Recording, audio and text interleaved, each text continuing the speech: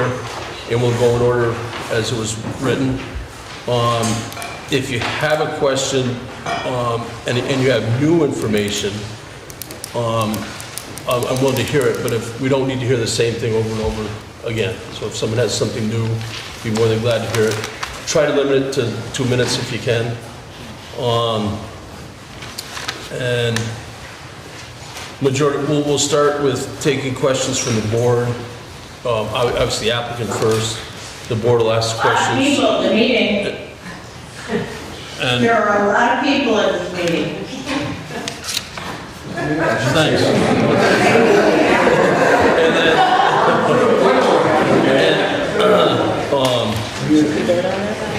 And then we'll take the questions from the audience. So that being said, first on the agenda is the minutes. A motion for the minutes. Motion to approve the minutes of October 1st without corrections. Second. All in favor? Aye. Abstaining, Tim.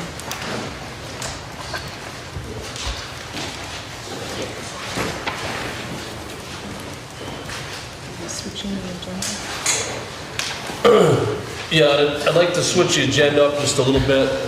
On the posted agenda, Snowden was second. I'd like to put Snowden at the end because we have two smaller items on the agenda, and I'd rather not have them have to sit, the other people have to sit through the whole thing if they want.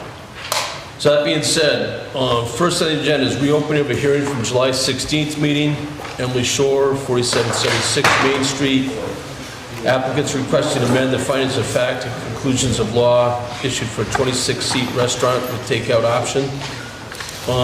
Now this is, we approved Our the permit as it was. Yes. This is something that you were doing as an exit, try to mitigate issues from a possible appeal, I guess? Yes. Correct. Okay. Yes, there was an appeal, and then we came to an agreement with the neighboring property owner. So we resubmitted a site plan to you guys, which you should have, and the new site plan they were happy with, as well as putting up signage for parking behind the buildings. So we came to an agreement with them, and we just needed to bring it back to you guys. Yep, and this, again, this was not a requirement from our board, this is something you're bringing to us. Yes, yes. Thanks. Yeah. So swear to tell the truth, nothing but the truth? So help me God. And, Ryan Mysak. I might swear to tell the truth? I'm a lawyer. You're exempt from that. So, you want to just give us an overview of what you're, Yeah, sure. So the original permit was 18 parking spots that we needed to have. We redid the site plan, which added it, so we have now a total of 23 parking spots. There also there wasn't necessarily signage. There's 15 spots behind the kitchen store and our building, which isn't necessarily, like you can't really tell from when you drive up. So there's signage now, directing people to that parking behind the building. So our customers aren't going over to Little Roosters and give them another option. So we have that signage up. If you remember, like back at one of our original hearings, there was a proposed site plan with this dividing of the lot like this. There is no barrier. We do not want a barrier. Craig and Lana do not want a barrier either. Just lined like this, it adds more parking spots for everyone, on our side and their side. I think that was the goal, to together just increase parking spots for the complex as a whole there. And they were happy with that plan, and we are happy with that as well. And the signs are already up. the one question I had is on the Yep. parking spot closest to the building. Yes. And maybe this is something the engineer could let us know. I just had a little bit of concerns if they're backing out of that parking spot. I know there's no barrier so they can pull ahead, Yep. but if they're backing out of that parking spot, they could be backing into someone that's walking out of the building. Okay. That's just, I mean, if the engineer is Yeah. comfortable, I happen to be here. oh, okay. Swear to tell the truth, nothing but the truth? I do. Thanks. So which spaces are you talking about? It's the space closest to the building. Do you want me to carry? Frank, the one that would, if you backed up, you'd go right into the. That one is actually a lot wider. Oh, yeah, so if you go there now, there's actually maybe a 4 or 5 foot buffer in front of the building to that parking spot. So they would have enough room to get in, and they could either back out with the rear going towards Route 7 or 7A, or have it going towards the back. So there is enough room on that spot. That parking isn't right up against the door where the Well, the lines were, unless you added another line, but what it looked, when I was there last, it was a very wide spot, the spot that was close to the building, wider than the rest, it looked like. Yeah, on this plan, it doesn't quite match what got painted, because those spaces aren't exactly, some of them are right, some of them are not, and I think, so next time you can see it, painted that way on the area. So are you suggesting maybe the spot closest to do like a Hatch. show that there's a buffer? With the hatch, Yeah, something like that. yeah, because right now it just looks like extra wide. So It just- looks extra wide. Okay. I'm just concerned if somebody parks up Yep. right next to the building and they back out, they're gonna be backing out if people are walking out. Yeah, or even like a Some Yeah, kind of Carrie's post. planning on redoing that. curb or bump Curb there. or a bumper, maybe Sure. sidewalk, you know, Absolutely. get that, make whatever. Sure. And then as far as the handicap one, are you pretty comfortable with that space, the one closest out to the road? Not the way it's painted now. Okay, It's not deep enough, it's too close to the road, so on the plan you guys have, we moved that in. oh, I see it's different on this plan than what is existing Yeah, now. to get it away from, it's got, that has to be repainted, it's just, it's Okay. not safe. Yeah. That was my only questions. We're happy to repaint it, yeah. Questions for me? No, I'm good. I'll make a motion to close. Second? All in favor? Aye. Thank you very much. Thank you. Appreciate it. Thank you, guys.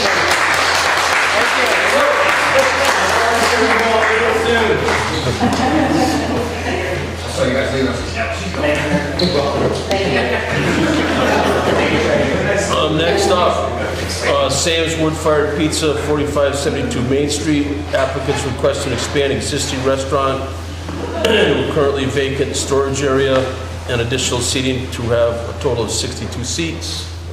Who will be testifying tonight? Oh, Swear to tell the truth, nothing but the truth again. Thank you. Again. So you've got an updated site plan for this, and you can just grab my note. 48 seats, is that correct? Sorry, The application for 48 seats. let me check my notes. Yes, so we're going to do a total of 48 seats. We're going to keep the outdoor seating, even though it's seasonal and it'll get removed for plowing. But for now, they want to keep doing that in the summer. So we didn't want to unpermit that and then have to come back and re-permit that. So the site plan and everything we've given you is for all the seats, interior and the seasonal outside seats. And we went through the parking and there was more than enough parking. So that's it. Any additional dumpsters or anything like that, or is that?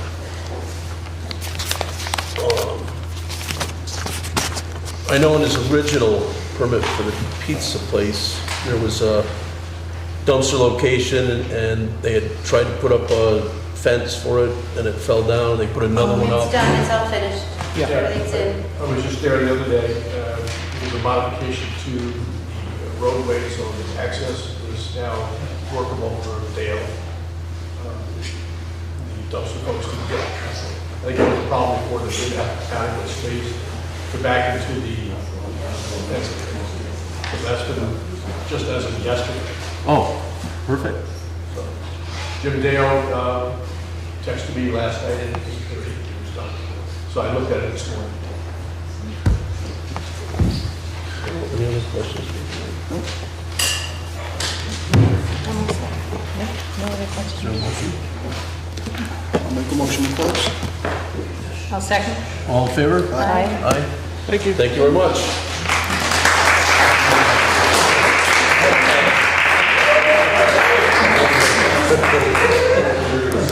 Okay, this is continued from August meeting, which was a preliminary hearing of Snowden LLC, 570 265 Depot Street. Applicants wishing to demolish the existing buildings on the property and construct a new valve lane oil change on the property. Who'll be testifying tonight?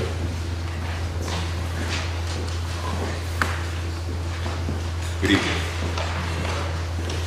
Swear to tell the truth, nothing but the truth? Absolutely, I do. Thanks. Yes, Steve Wilson with Bowler Engineer on behalf of the applicant.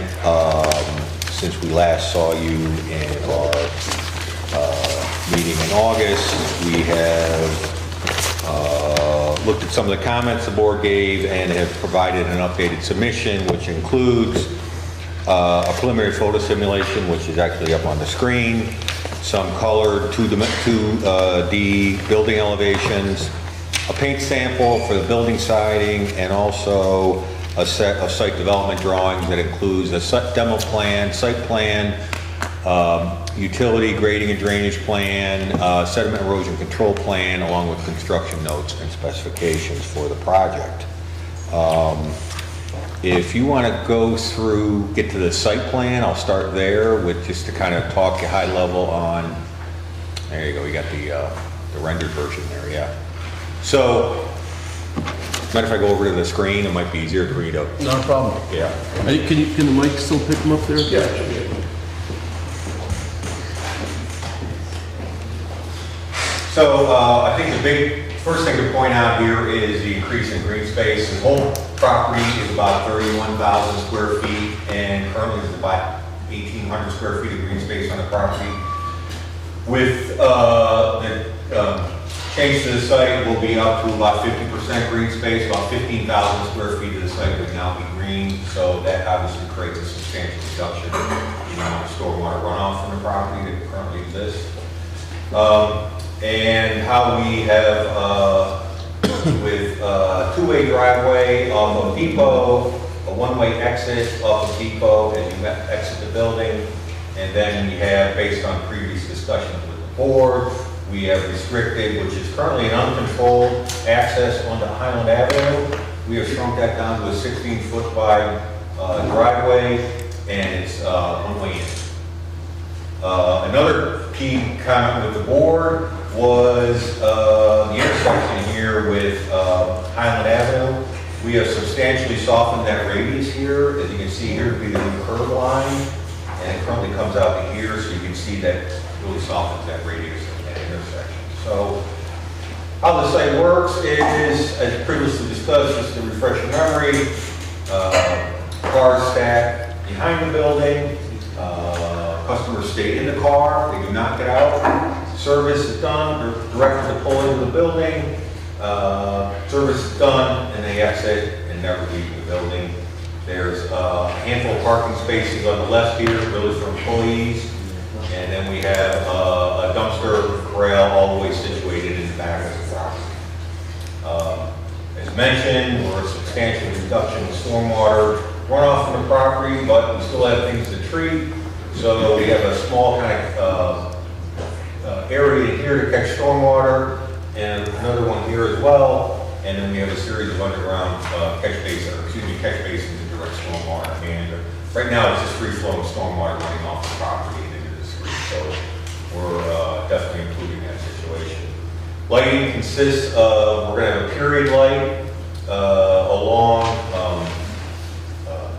Depot Street, a kind of an acorn fixture style, and then based on feedback we just received from the DAC earlier today, what was currently consisted of a series of dark sky LED kind of handhead lighting, which is you see around the town. We're going to upgrade those to more of a traditional look, also be LED dark sky friendly as well. And then the other feedback we got today, before we get into the building, and I have John Riley, the architect here, we'll talk to the building next. We got some feedback on our landscaping plan. So as we laid it out here, we're showing kind of a row of red maples along the left and the back side of the property. And because of the overhead wires over here, we're going a little bit smaller with some crab apples that don't get so big. And then we had some, those trees also in the interior of the property. and a reestablished landscape bed along the front of the property as well. Based on feedback we received from the DAC today, we're going to infill between these larger canopy trees with some smaller, like sweet laurel and I think spirea, boxwood kind of things, one or two between each one of those, and even add probably along the front here a couple small beds with some daylilies as well to soften that. So I think that's a big picture on the site. I think I touched on some of the board's concerns from last night, the change we're making in response to the DAC. So One of the questions I had on the site was, we went with Jeff Williams. we got some feedback through Peter's office, Yeah. yes. And one of his, he would agree, 100% agree with that, opening up on the curb cut there. But we also did talk about what would the option be about eliminating the curb cut on the Highland Avenue side. Yeah, we talked about that, I guess we're still in my understanding, we're still up in the air, and I'm still getting some more feedback on what. We provide some preliminary traffic numbers in our cover letter as well. You can see the site would result in a substantial decrease. We compare it to a gas station / restaurant with those potentially we're generating quite a bit less traffic. We thought combined with us kind of managing the traffic better here with this 16-foot driveway when it's kind of a free-flowing access now, we thought that was suitable mitigation considering we're generating less traffic. But, so you don't think it would work if you eliminated that curb cut, is that what you're saying? I can't say it's not going to work. I'm going to say it's preferred. Yes, you could do, the site could be a basically U-turn. It does provide a secondary form of egress into the site coming from that direction. It takes the pressure off of this intersection. People have to do that. But I mean, it's just a thought, because it might, if you close that whole thing off. Jeff was kind of like that idea, about closing the whole thing off, be easier for him to plow, better for the snow, and it would also make even less traffic on Highland than is even there now. And I'm not saying you're going to create more than what's there now, but it's, if they can have no traffic on there, they might be a little happier with that. But that's, again, it's an idea that might work. what we do, it is only now as a one-way. I mean, currently it's two-way. With the idea being only for ingress. So if you took it away, that means people would, if they're going to use Highland Avenue, aren't they just going to do that anyways? To do what? If they're going to go out and they want to use Highland Avenue, would they just kind of go out and use Highland Avenue anyways? Right? Right. Or they go On Depot Street. to town. That's right. I kind of doubt you'd have, and again, I'm not a traffic guy, but I doubt you'd have more people leaving, going out Highland. They'd probably either go north or south on Depot, would be my guess. Just from, but again, it's an idea. That was in the site for me. No, I mean, I thought Jeff Williams was a little bit more in his comment saying that my thoughts for the proposal of Valvoline would be to close off the curb cut. So it really wasn't, he was a little bit more, I think, direct in his approach to closing off Highland altogether, the curb cut there. Well, it's a street, I guess, he says we can't have the driveway, I guess we can talk about that for sure. Other than that, no. And was it primarily because of plowing, John? Was that what John I was think saying? it was a combination of maintenance and traffic. And traffic. I'm not sure. Okay. I'm just presenting what he kind of said.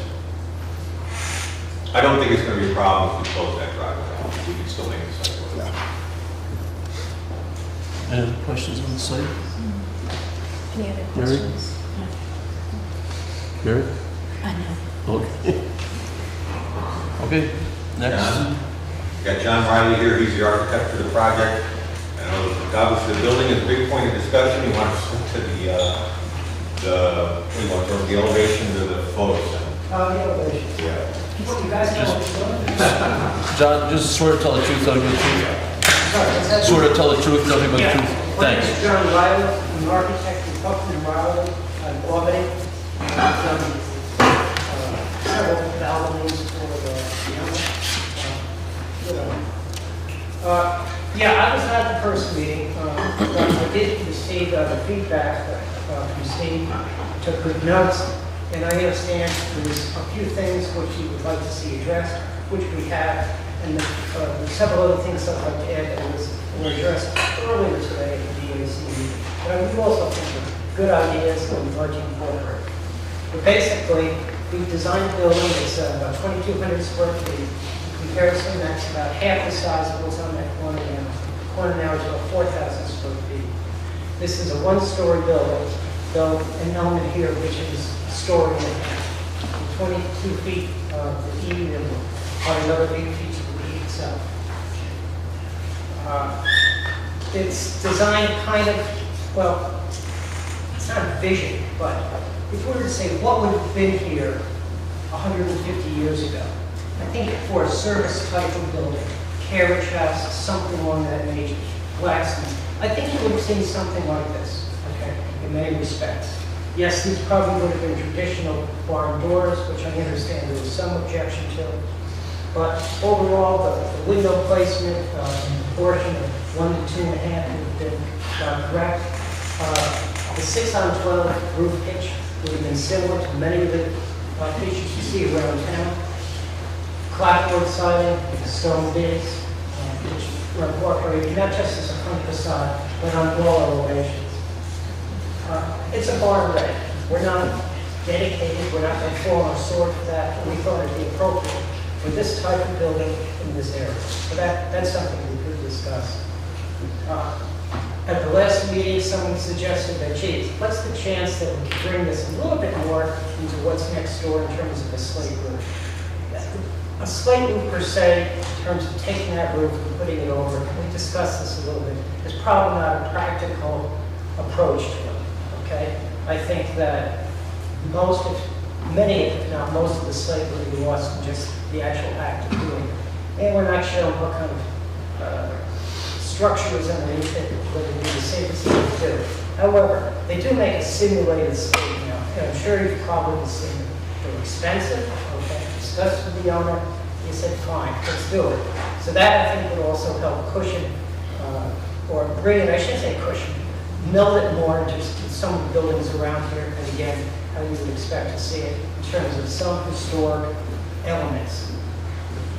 The biggest objections, I understand, were the doors last time, which, agreed, we put the standard commercial balcony doors, which is a glass door. It's a nice door, but it's a square door and does read commercial.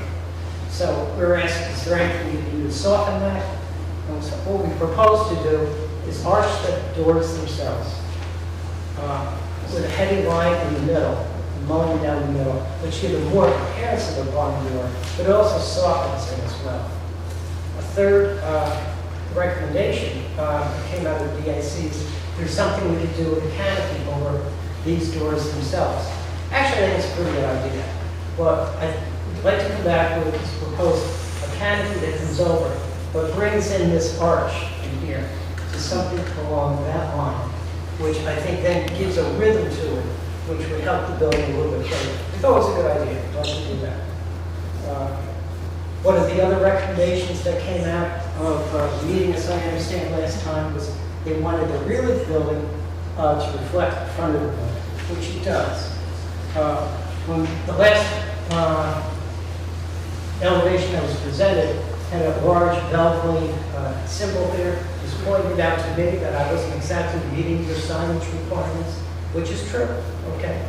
Mea culpa, mea culpa. So what we've done is we are now meeting them with an individual, much smaller sign over the main windows here, or the main doors there. Something similar in the rear over the entrances. So all that will be in compliance with what your zoning code dictates. What else can I say? White trim, red siding, works pretty well. Any questions? Yes, No, Any no, I questions? was at the DAB earlier, so they covered it. And there's a sample you brought in as well? Yes, of this the- Okay. actually, yeah, this is probably a little redder. That is a lot redder. That's a lot better. So it Well, might artistic license. be, so it'd be Or closer, render, but now it's, that is the color. that is the color. That is the color. Okay. Yeah, it's almost clear as pink here.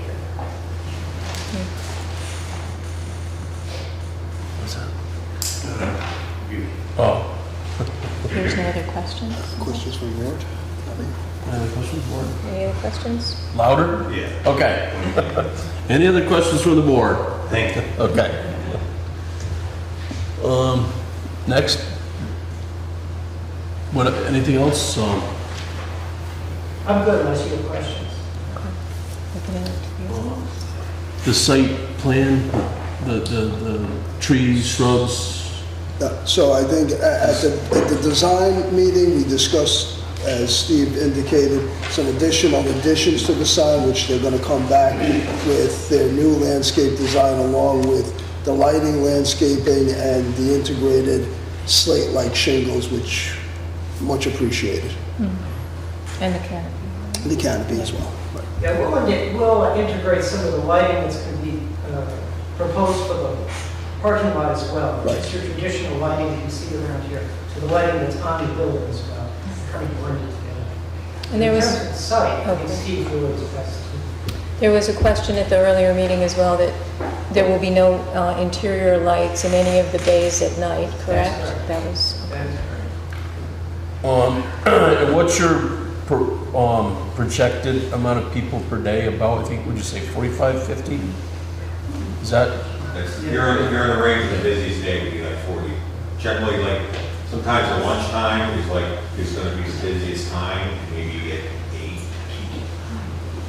but 45 to 50 per day would be probably a maximum? Saturday, right, 40 to 45 on a Saturday would be the busiest day. And your hours again? 8 to 5 typically, Monday through Saturday. and no Sunday hours, right?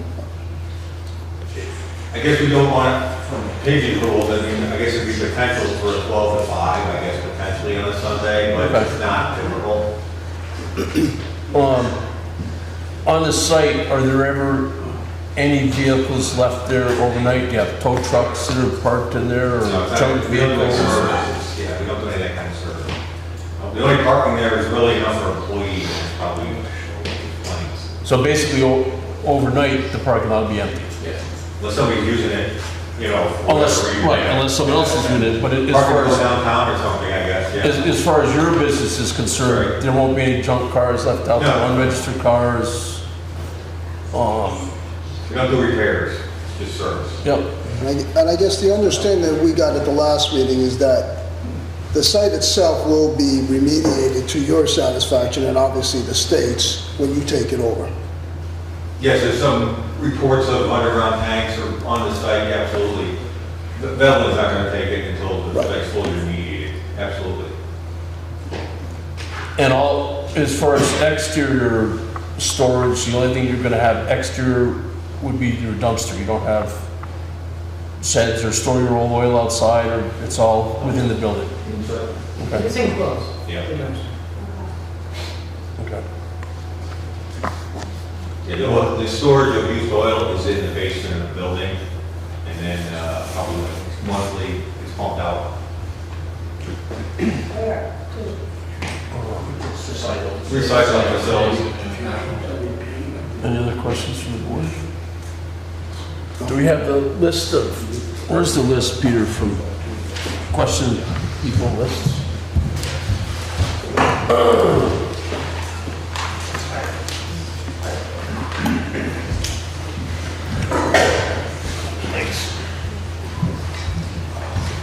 Okay, first question. Greg Cutler, do you have a question? Can I go to the? Yes, sir. Please. Thank you. First, I've got to say I'm not here on behalf of the Select Board. I'm here as a resident of Manchester. I prepared some notes. I'm going to try and get through this as quickly as possible. There's a 2-minute time limit. The roundabout, the Button Roundabout, the library, the rail trail, the Riverwalk Bridge, the canopy at Stewart's, the Park House, the skate park, the track at the rec park, Dunkin' Donuts, the drive-thru at Dunkin' Donuts, the car wash at Dunkin' Donuts, the parking lot behind Walgreens, crosswalk flashing lights, TJ Maxx, Starbucks, Subway, the dispensaries, the Hampton Inn, Lost Marble Brewery, Lola, and probably even more I can't think of. Each one of those were decried and heralded as the end of times for our town. Many were going to destroy local businesses or wreak havoc for the residents. In actual fact, many have created jobs and volunteer opportunities. They've also contributed heavily to our local option tax, the proceeds of which are used to offset infrastructure expenses, promote Manchester, and provide taxpayer relief. Now comes Snowden LLC, the operator of a Valvoline oil change service who wants to invest in Manchester. They want to purchase property that was formerly a gas station with multiple service bays and is currently a Shell gas station with a big Shell sign right along the road out front. The property is zoned for this type of business. They're going through the permitting process that will determine if it meets the local ordinance. Of course, they'll have to meet state environmental standards as well. They'll also done their best to meet and exceed the town's design guidelines so that the building is in keeping with our historic architectural aesthetic. According to recent stats, the business would generate 1/3 of the traffic currently at the site. Now, I'm going to have to cut some of this out to get through this. Despite assertions to the contrary, the lot is not within the historic district. Another misconception is that the town of Manchester can stifle or prevent competition. For now, as far as I know, we participate in a free market economy. The proposed business has a proven track record of providing convenience for consumers, and like many other examples previously mentioned, it won't destroy other businesses in town.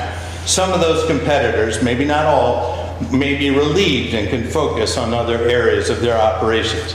And other folks have subjectively said it's an eyesore and not suitable, and not a suitable welcome to Manchester business. As far as that goes, there's a far more distressing lot immediately as you enter town on 1130 from the east, just after the Route 7 overpass and before the train tracks. Nobody ever complains about that property, which arguably is far less welcoming. In reality, Manchester is made up of local and national businesses. People come here for all sorts of reasons, and they obviously like our incredible amenities when you add them all up, are almost never found in a town of our size. And because of the diversity, we've been able to weather major fluctuations in the economy. Is Manchester different today? Yeah, it sure is. And it's for the better overall. Had it stayed rooted in a stagnant past, it would have probably failed amidst the neighboring competition. So let's continue to protect the free market in Manchester. Let's support appropriate investment and development for everyone's benefit, and in doing so, we'll continue to save our town. Thank you. Thanks. Next up, Wesley Boucher. I apologize, I'm nervous when I talk, and a lot of people here and a lot of people are involved with this. It's a good evening. Thank you for your time. I'll try to make it brief, and my name is Wesley Boucher, and I own Warren's Garage here in Manchester. I speak out on behalf of the local residents and small business owners who oppose the Valvoline. Manchester has already multiple auto garages providing oil changes, inspections, maintenance. We're not here to short service. We're not here for We're not short on service. We're well covered. And some of the Valvoline, there's already one just 20 minutes away in Bennington and a 35-minute drive to Rutland. The project doesn't fill a need. It takes business away from other people who are already keeping the community running. To replace the local income with corporate profit, location, the corner of Highland Avenue and Depot Street, is a gateway into Manchester's historic depot. The landscape doesn't need to be ripped up and paved over. Once it's disturbed, it's gone for good. There is no interest in preserving the old Firefly building, not the slate roof, not the original framing, the windows, the doors. The building has stood roughly for 160 years. Demolishing it for another 3-bay oil garage to erase a piece of Manchester's history and character. Traffic is another serious concern. Depot and Highland are already backed up. The plan pushes to the building and parking lot right up to the road, creating a constant in and out movement at the one end of our business intersection. Excuse me, my nerves are rattled, I'm sorry, but I'm trying to speak the truth. We already have strong, capable local garages in the area, and we already have a Valvoline nearby. What we need is to preserve, not demolish. The local strength, not corporate duplication. That's all I have to say.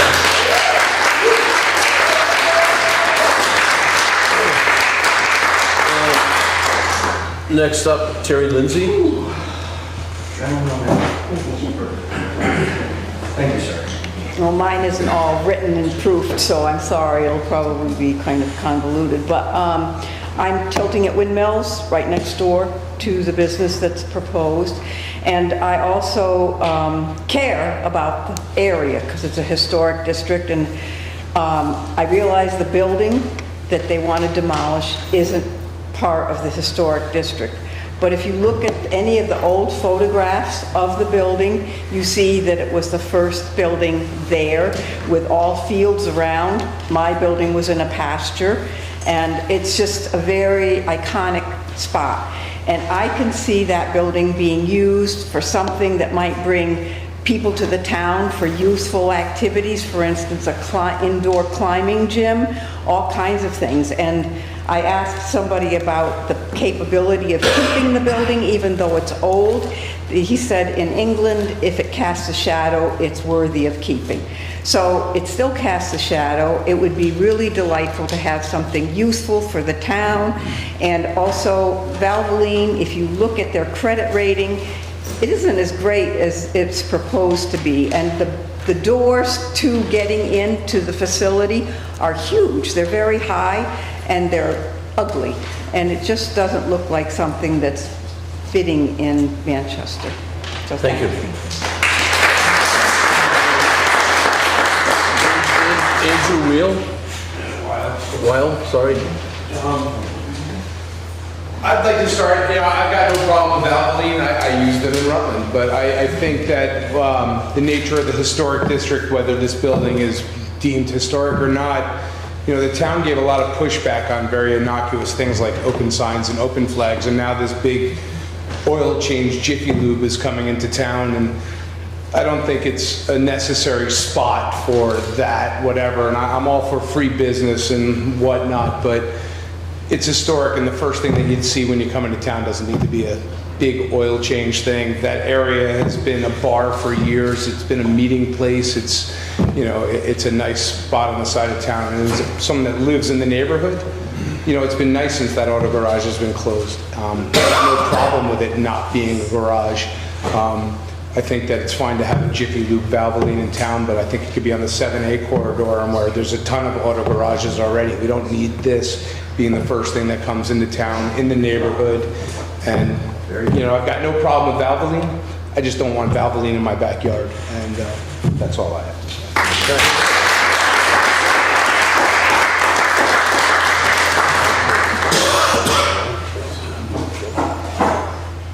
121 Highland? 121 Highland? I can't read your writing, sorry about that. I'll be there a lot more. I'm reading a letter on behalf of my neighbor. She couldn't be here, but I just wanted to say I grew up here. My parents came here when I was a year old, so they came from overseas and brought me with them. So I too support free market and everything, but I also support soul, and so it takes a lot of time, decades, centuries to build that, and you can erase it in an instant. So everyone should just keep that in the back of their minds. This is on behalf of Patricia Vunk. So to the Development Review Board, I'm sorry that I'm out of town and am unable to attend tonight's meeting, but I'm grateful to have this opportunity to have my neighbor read my statement. My business, Alducci's Italian Pantry and Deli, is on Elm Street in the historic Depot District and has served the community for 35 years.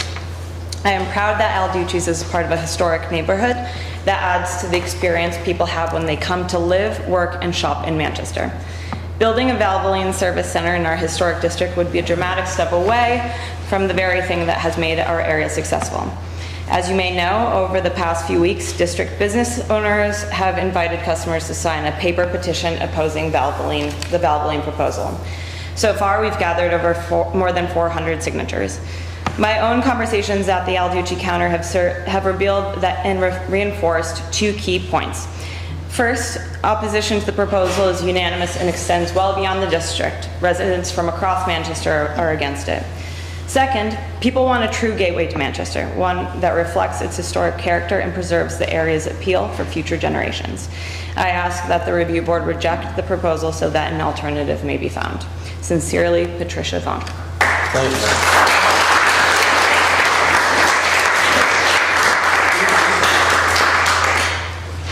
Harold Arano.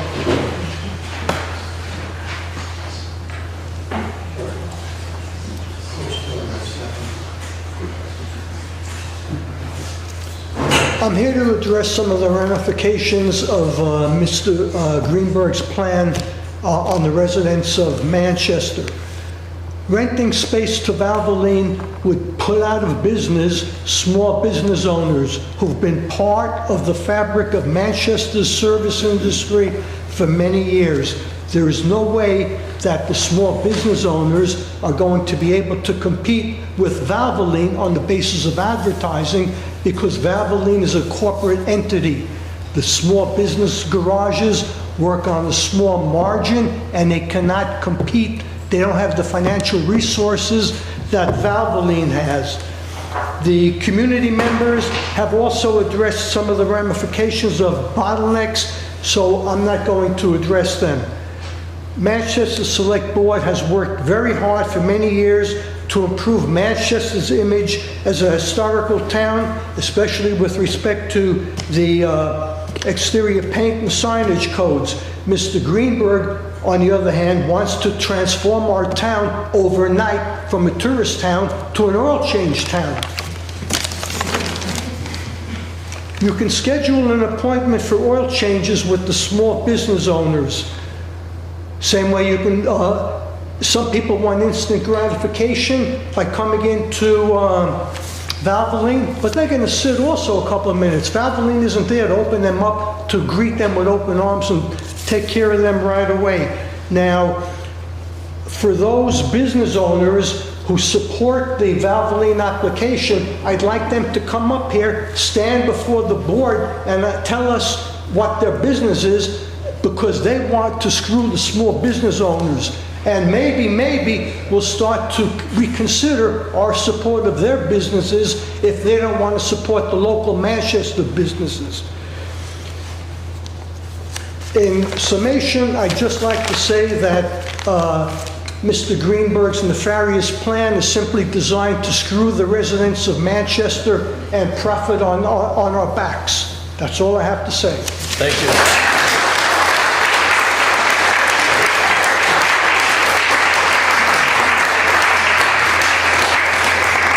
Chris Levin.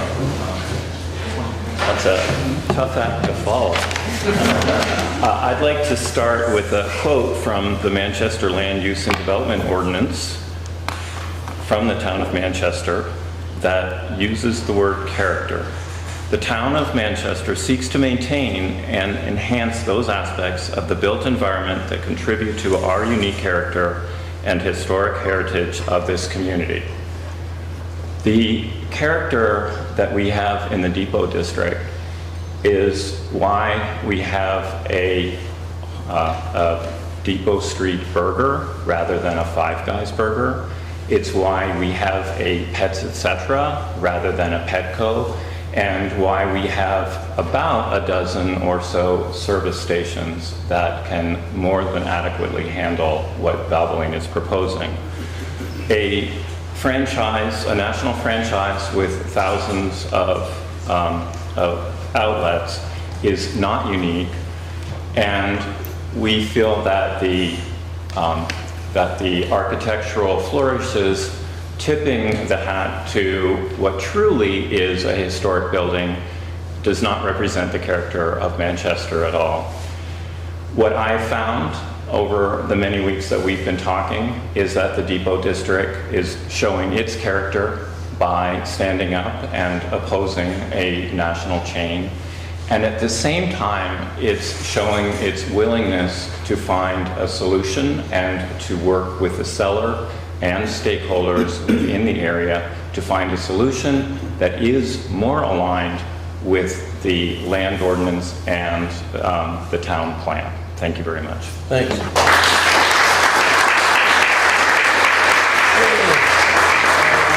One more, Ben Kraft.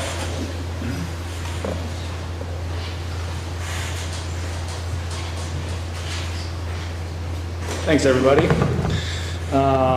I'd really like to just echo what Chris said. That was awesome. Great quote. I just wanted to be a voice of reason here tonight and trepidation, and I'll be as brief as I can. I recently had the pleasure of attending the Resilience of Vermont Conference at the end of September in Norwich University, talking about themes that I'm sure resonate with a lot of folks here tonight. To sum up some of those, the main fact-based themes were that how can we be intentional, right, and maximize our township's resilience through future design, infrastructure implementation while using things like sustainability, technology, as well as systems we currently have. Many oil changing locations is one of them. One of the main assertions our panels and attendants came to unanimously is the installations of institutions such as this reduce foot traffic, curb appeal, real estate value, and historical value to our local neighborhoods. Manchester needs to be careful with how willingly they give away this amazing location to an oil change chain.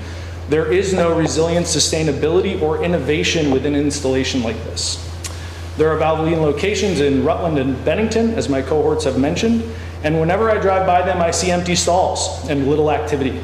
I heard numbers of 40 and 45 a day. My main question, I think, tonight would be to hear what was pitched to the towns of Rutland and Bennington by Valvoline and compare that to what the real numbers are. And those towns are much more industrial townships than us. As someone who works in the oil and gas industry and environmental compliance and managing a lot of upstream remediation projects and spills, I question the productivity of completing a brownfield project for an old gas station to install an oil chain location versus something the community can enjoy and actually use. Is an oil change location the best we can do here? These gentlemen did a nice job in a fancy AutoCAD software making this location look like an old barn, much like Chris said. This doesn't take away from what is going to happen here, okay? And regardless if this isn't in the historical district or not, it is historic. Now, we've heard from local business owners here, I see them sitting among us, that we as Vermonters take pride in supporting our small business owners. So why are we agreeing to redevelop a massive portion of the Depot District into a place locals will never go? Sure. This doesn't add value to our town or the life of our residents. And I know we can do better than this for our town, for our community, and for the current and future residents of Manchester. Thank you. Thank you.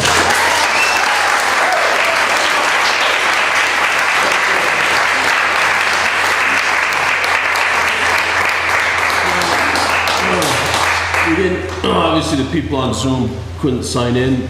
Is there anything new from anybody on Zoom that might have a question? Can you see everybody there? Please just raise your hand. I'll ask if raise your hand if you've got anything new. Nobody? Audra, Dara? Yes, thank you so much. I do just want to add, to the free market, that, be careful about the free market because, competition can mean prices drop. And when prices drop, we're not just talking about a business, we're talking about human beings, we're talking about a family, we're talking about people's lives. And there's many, many people in this community, I am a social worker, that are really hurting. Let's not cause more suffering. We can be creative, we can be resilient, and we can do better. Thank you so much. Thanks.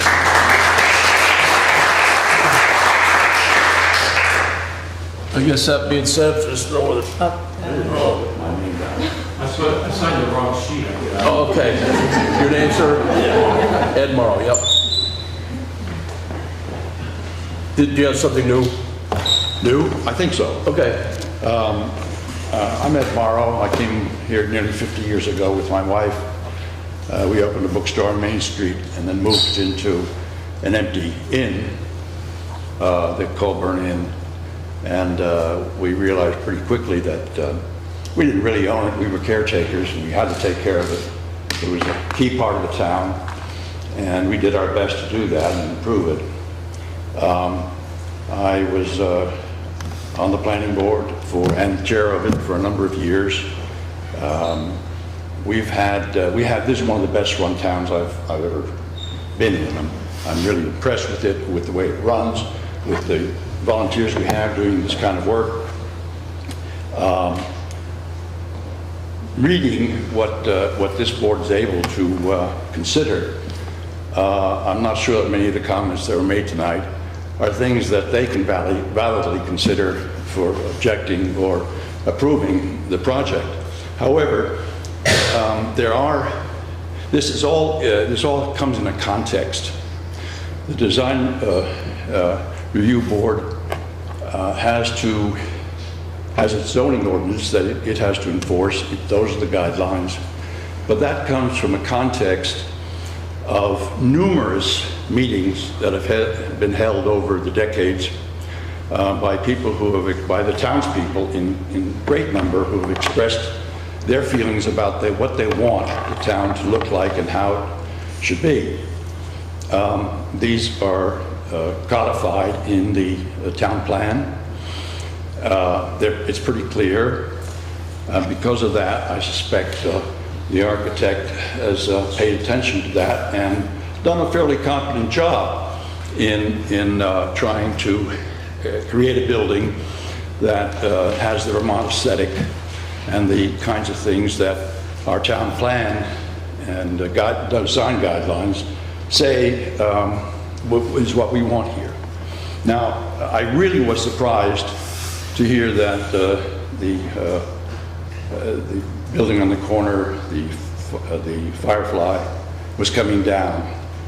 I didn't realize it was not a historic building and not officially an historic building, because we all know it is a historic building. I'm really disappointed that that's coming down. I can give credit to the architects for attempting to design an adequate building to be downtown, one that meets the criteria that's in the town plan. They come close, but that does not envision 3 bays in a row. 3 bays, 3 vehicular channels with one in, so it's four on this small property. Don't deserve to be, shouldn't be in a place with sidewalks. Shouldn't be in a place where the townspeople have said they want this to be a pedestrian area, and we've been moving in that direction for decades. Things have been improving. There were controversies when the outlets were being built. There was a quick zoning change made at that time. Really? There was a zoning change. Sorry about that. There was a zoning change made at that time that reduced the footprint of buildings and kept the buildings that became national outlet stores to be designed in a size. Unfortunately, the developer paid a lot of attention to the Vermont vernacular, so that was what we got now. Other towns with the outlet phenomenon have got enormous hangars that they have to support. Now, we don't have that because we paid attention to the zoning, and it worked. Over the years, so many townspeople have expressed their feeling for the town. When the Ford dealership disappeared, Steve Thurston, the local contractor, got together with a bunch of other people, and we raised money to build the town park. It wouldn't be there but for volunteer community members. The ice rink was built entirely by the community. Just recently, the Riverwalk Bridge was put in by community members who really care about the downtown and how it looks. And so you've got all these contexts and the town plan.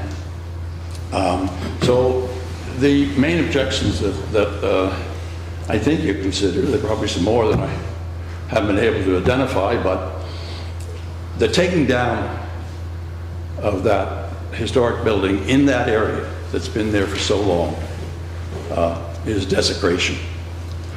And having 3 bays of cars coming out onto a pedestrian sidewalk in the middle of downtown, it was further out, that wouldn't be so, but it's right downtown. Those are 2 things that I think are enough to deny the permit. Okay, thank you.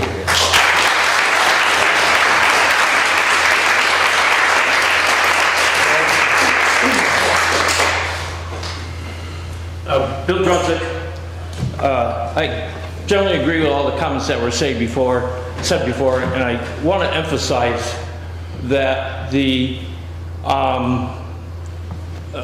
support of this community is from local businesses for all the other, nonprofit activities. Comes from local business owners and local residents. My experience in being involved in many of these activities, I see precious little support from these larger corporations and businesses from outside of town.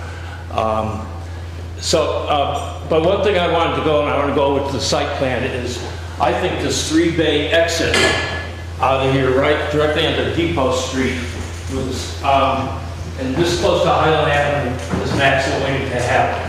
I know it's a pre-existing curb cut, but we're starting with a greenfield situation. So my reading of the bylaws is this does not have to be preserved. At the very least, if you allow this should be pushed back. This traffic should be directed over to here and limited. But when you got a car coming out of here that has a stop sign, no stop sign here, it's going to be a tug of war when somebody wants to go this way. And I'll guarantee you, it will be not very long before you have an accident here. That's one. So this should be cut off at the very least, and very strongly landscaped, because the other issue is this does not fit in with the normal design review standards that we have in our bylaw. It doesn't match anything. Look at the buildings over here on this side, and the buildings going up. It's these garage doors, and I would bet during the warmer season, these doors, you won't see those garage doors. They'll be open all the time. And then what do you see? Cars on the rack or whatever being happen. It doesn't fit the character of the area, period. This belongs in our industrial area if it's going to exist at all. That's my basic comments. Thanks.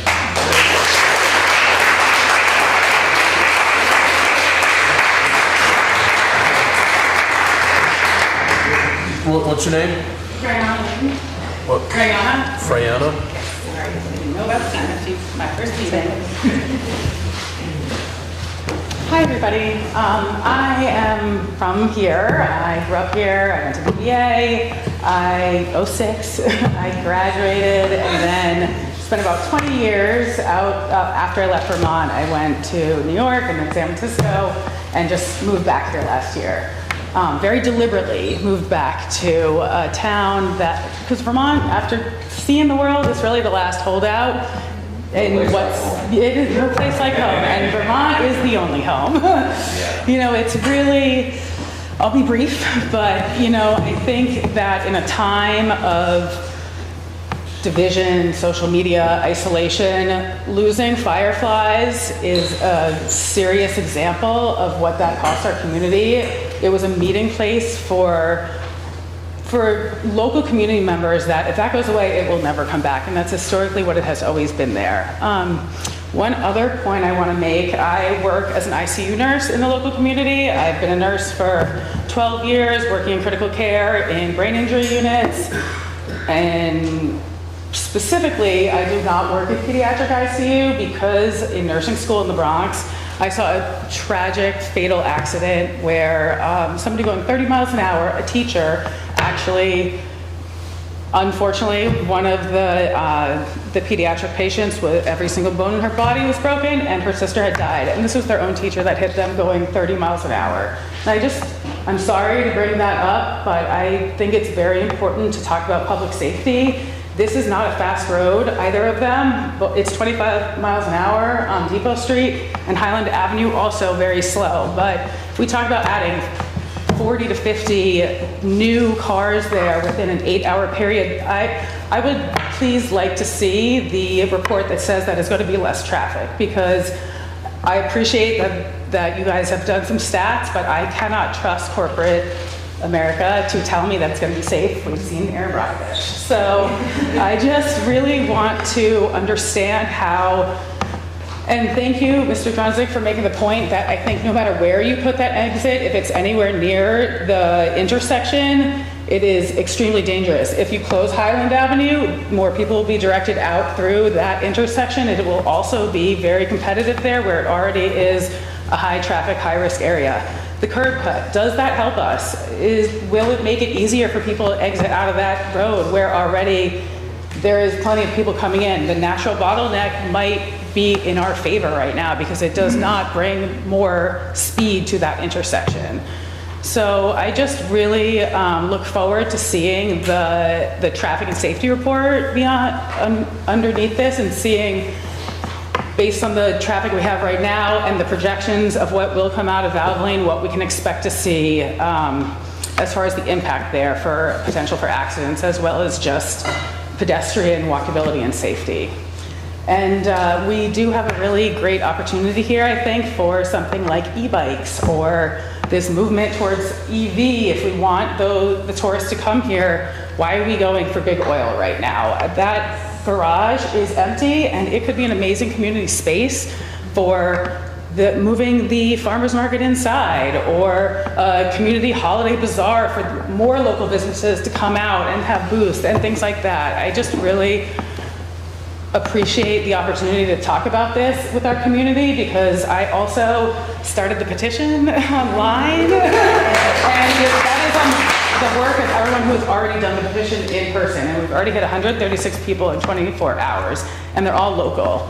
I have the list here as well. They're just all Vermonts from the surrounding community, and I see a lot of people here, and I really appreciate the support, and I think hearing from our community and what we could do rather than just what we don't want to do is very important, because this is a great opportunity to really understand what we can have as a gateway to Manchester.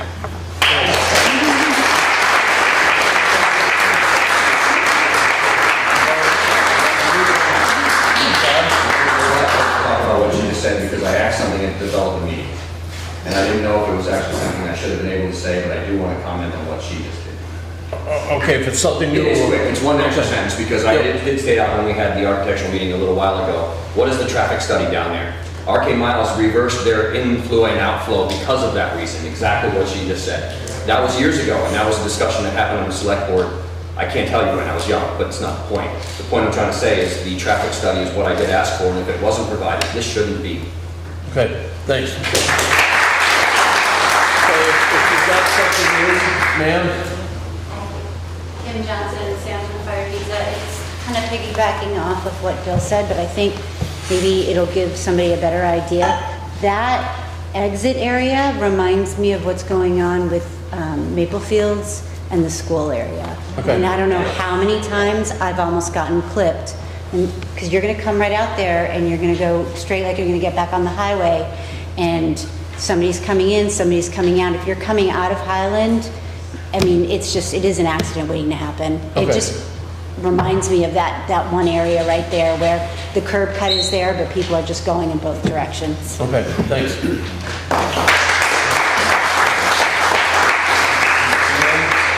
Yes?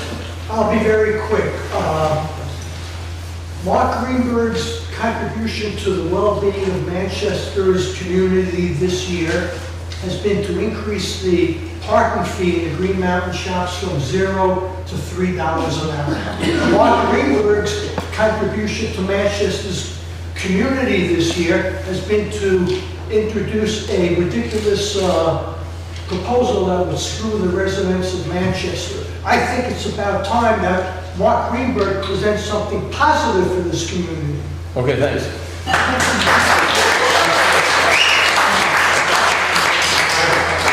I'm Brian Knight. I've been a resident here since the 80s.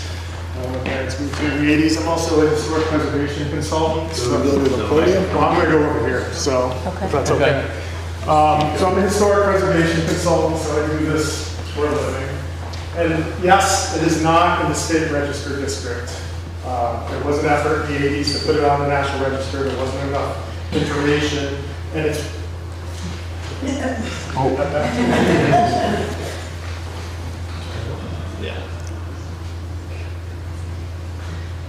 and just some things to really consider, things about historic preservation, and especially here. We have this whole state register district up here, the Depot Street district.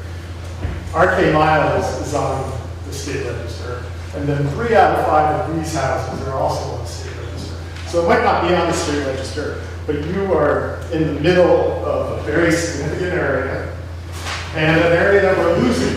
I'm like dating myself, but Rabbers used to be here, and that burnt down. If we lose this, then we're just losing one building after another, and before we know it, it's not going to be anything there. So you need to make that stand now to just to stop that loss. And just like I said, just because it's not on the state register, the whole area is on the state register. And another thing to think about designing, and I know the architect did a fine job of making the building habitable, but also the #1 tenet in historic preservation is not to copy history. We don't want to make a false sense of history here. I'm echoing what other people have said here. We don't want to give off this false impression of what was here. If we're going to make a design, make it show some innovation, not make it something that look like a barn, because it wasn't a barn. So we're not trying to give a fake agricultural history here. We're in a railroad depot district. No barns there. It's an industrial section. The marble industry is here. So another thing to think about is very nervous. The setbacks. You have uniformity of setbacks coming into town. This is the gateway to the town. You see these houses, all uniform, same sizes, same setback, and then all of a sudden you're going to have a large setback with a larger maximum. So it's really going to upset that visual flow that you have. And yeah, there you go. Thanks.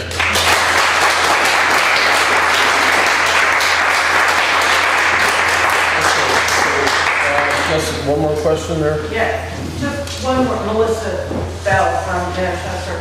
Just one other observation about the traffic that I've seen everywhere else. If it starts to back up on Highland trying to get onto Depot, are people going to cut in behind the Valvoline? You then have 3 bays exiting on to Depot and people are coming out the 4th. Does that, to the left of the bays, does that open onto Depot or is that a sidewalk there as well? I can't see from here. It's open? So that's what happens everywhere else. There's 3 cars coming out of Highland and someone's like, I'm not waiting, I'll just cut through the Valvoline and come out. That's just, I just want to bring it up as that's Okay. another potential. Okay, thanks.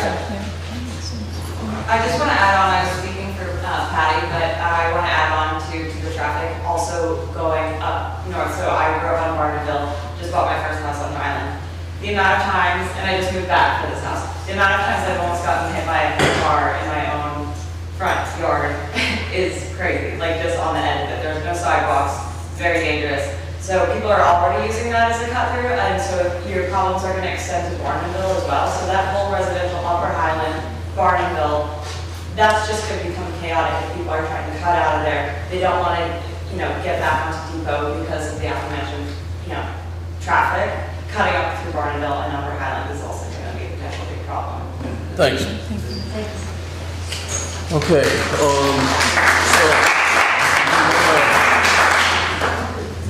do a site visit? We're talking about What this. we have scheduled for the DEP is Friday, the 14th of November. At least it's not Friday the 13th. No. Why don't we do that one? You want to put those together? Yeah, what time? 3 o'clock. 3 o'clock? November 14th. Okay. Friday the 13th, 3 o'clock. At the site. So we can do a site visit, the 14th, 3 o'clock, everybody's welcome. I'm not going to show our site visit. Oh, on site, Yeah. on site. Did everybody hear that? I'm sorry, Tim, can we ask Jeff to come too? Yeah, that's a good idea. What's that? Do you think it'd be a good idea to ask Jeff Williams to come? Oh, yeah. Yeah, it's a great idea. And so we'll make a motion to continue till our next December meeting? December, yeah, so I'll make a motion. What is that meeting? We moved it to the 4th? Oh, that's right, because that's gonna be a Thursday night. Right. Thursday night. Is that- You want to check your schedule, make sure that's okay? This is more important than that, so we'll, We can, we have time, so okay. We'll put it on the 4th for now. Thursday, instead of Wednesday. You guys are good at that. 4th? So the site visit is November, 14th at 3 o'clock at the site. and